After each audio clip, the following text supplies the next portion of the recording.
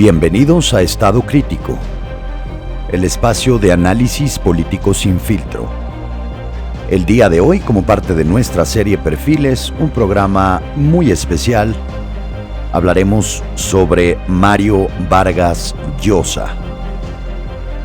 Acompáñanos.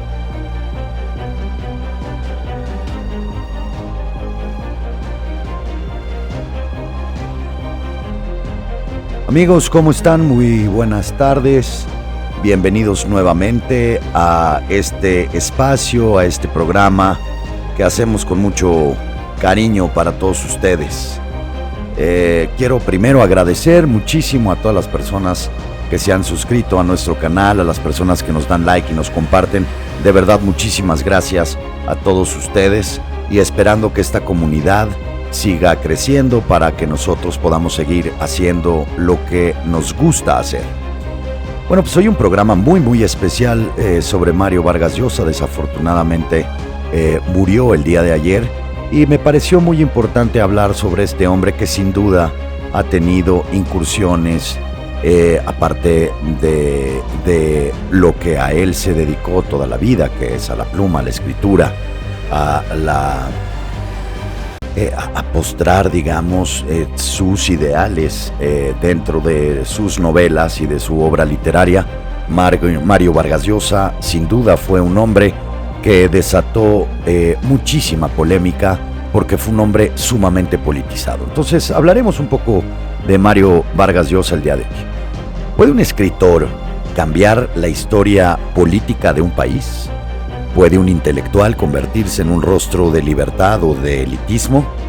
Hoy vamos a explorar la vida y las contradicciones del legado de Mario Vargas Llosa, un novelista, pensador, político, enemigo declarado de los autoritarismos.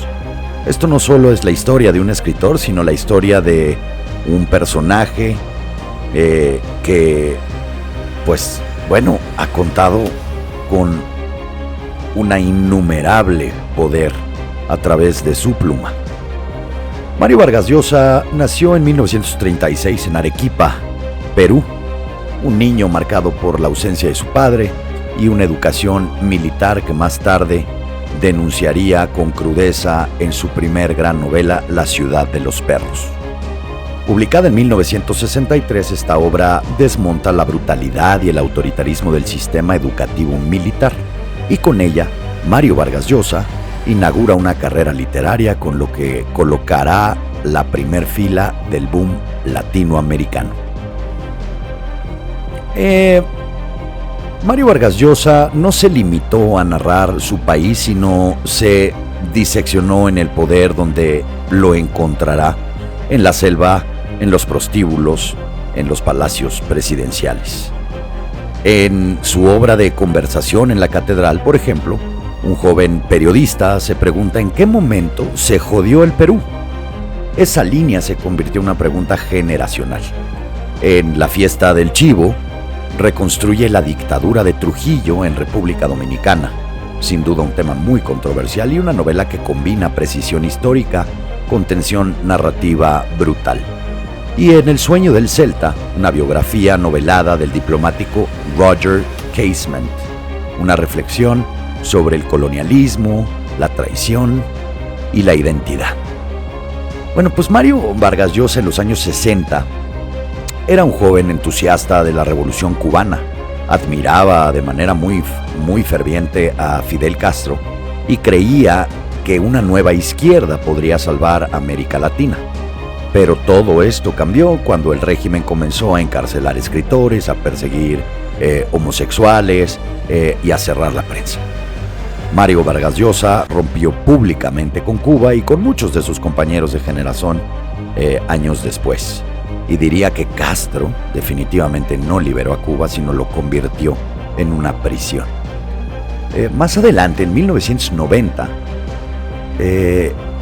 Vargas Llosa, cansado de ver a su país hundido en la crisis económica y la violencia, recordemos que Mario en el Perú fue un hombre que desarrolló también mucho activismo político y se lanza como candidato presidencial en 1990, y su propuesta económica de libre mercado, de apertura al mundo y fortalecimiento democrático, pues realmente era una idea bastante disruptiva en el Perú en aquel momento. Sin embargo, perdió, y no contra un político tradicional, sino contra un outsider.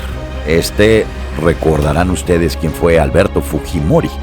Fujimori, con un estilo muy populista, completamente autoritario, dio un autogolpe en 1992 y Vargas Llosa lo llamó sin rodeos dictador.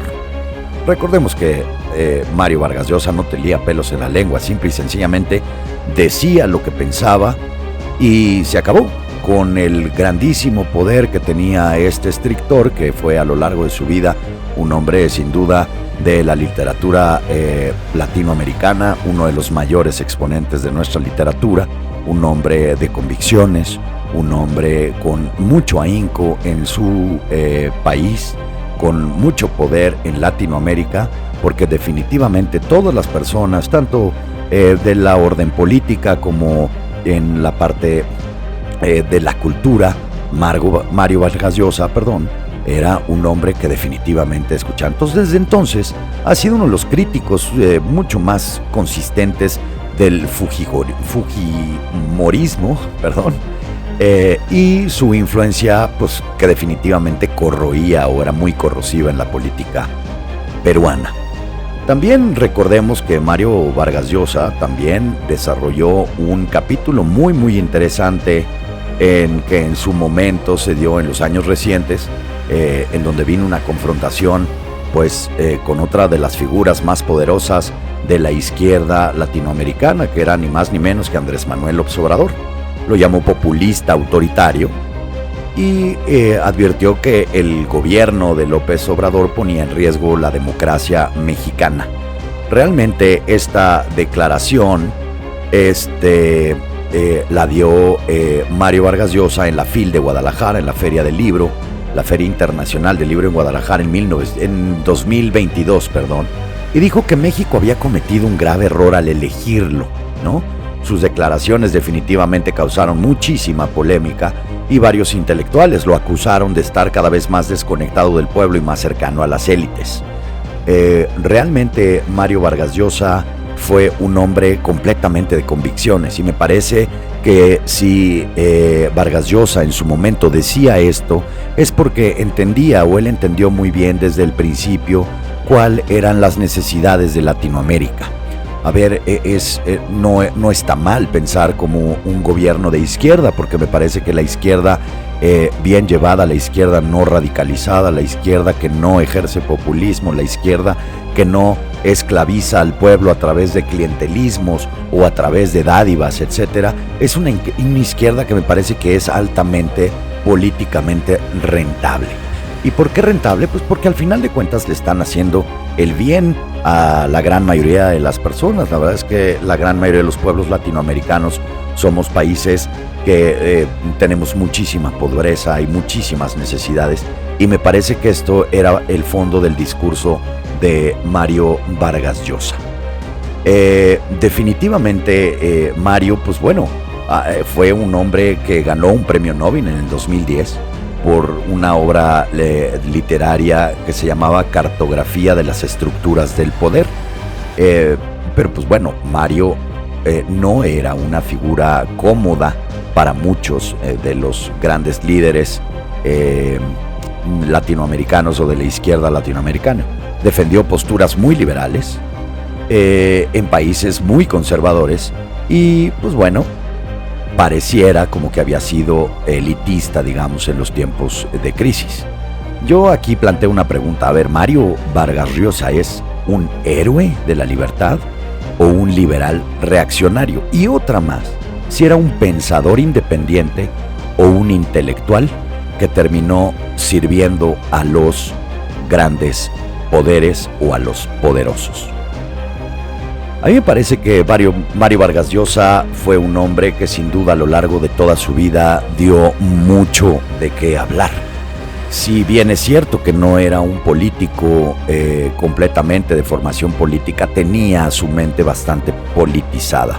Era un hombre que ejercía su opinión y que su opinión definitivamente era escuchada.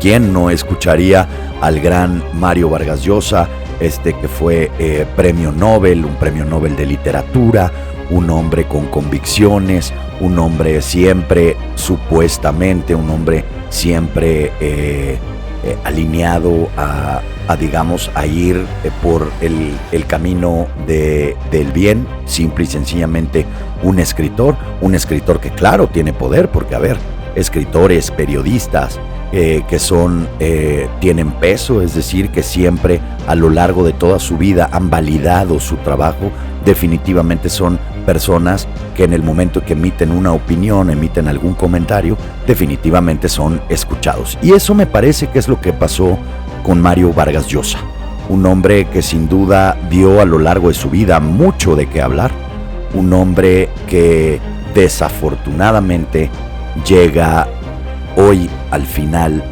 de su vida, una vida llena de polémica, una vida llena de éxitos, una familia muy unida, con hijos y una esposa que siempre lo quisieron mucho. Era un hombre de familia, un hombre encargado, aunque sufrió mucho de niño por, las represiones que recibía de su padre y demás. Pues bueno, me parece que era un hombre, un niño, un hombre que volvió a tener una formación completa y que al final de cuentas nunca tuvo miedo de decir lo que opinaba y haberse enfrentado a estos grandes líderes, nada más y nada menos en su país, en donde corría mucho riesgo, con Alberto Fujimori. Después, definitivamente con Fidel Castro, uno de los personajes que sin duda en algún momento de este podcast nosotros haremos un programa especial de Fidel Castro. A mí me parece una vida fascinante de cómo llegó, cuando conoce al Che Guevara, cómo forman la Revolución Cubana. Bueno, me parece un personaje fascinante que en algún momento lo haremos, pero al final de cuentas Mario Vargas Llosa decidió también ir contra Fidel porque en algún momento, ya una vez ganadas las grandes batallas en Cuba y habiendo triunfado, la revolución, pues realmente empezaron a hacer cosas que es el gran temor de todos los grandes pensadores de izquierda de Latinoamérica, el gran temor de cómo llegan al poder con una narrativa, muy bien perfeccionada, y una vez que están en el poder, entonces, las cosas cambian. Sí, señores, el poder desafortunadamente cambia a las personas. Hoy el programa de Mario Vargas Llosa, es un personaje que sigue escribiendo, que sigue opinando y sigue incomodando, porque para él, como para muchos, la literatura no es solo arte, es un acto político. Amigos, muchísimas gracias. Espero que este programa especial sobre la vida y obra de Mario Vargas Llosa les haya gustado. Si les gustó este programa, por favor, denle like, compártanlo. No se olviden de suscribirse a este podcast, que le estaremos trayendo cada vez programas más interesantes sobre lo que está pasando en la vida pública de nuestro país y internacional. Muchísimas gracias. Gracias por haber estado en Estado Crítico. Mi nombre es Omar Aguilar Naim y que estén muy bien. Nos vemos en la que sigue.